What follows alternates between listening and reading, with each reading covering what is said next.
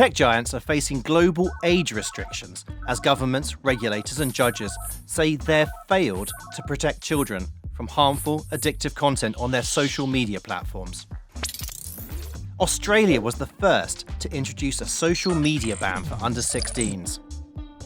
Now, more than 20 US states, the EU, and at least a dozen other nations, including the UK, Brazil, Indonesia and Malaysia, are following suit, enacting or planning laws to restrict or ban access for minors. But regional controls can be bypassed by readily accessible online tools, such as virtual private networks, or VPNs, which can make it seem that users are in another country. To prevent such workarounds, added ID-verified age limits for VPNs are being considered in the UK. But critics say that would undermine the privacy and security that VPNs can provide.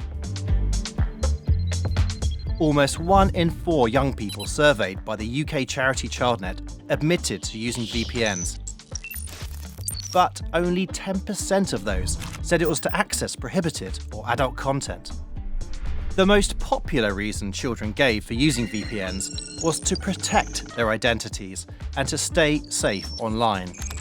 And while the EU admits that the same tool could be used to cheat its planned online age verification app, it says that won't undermine its value.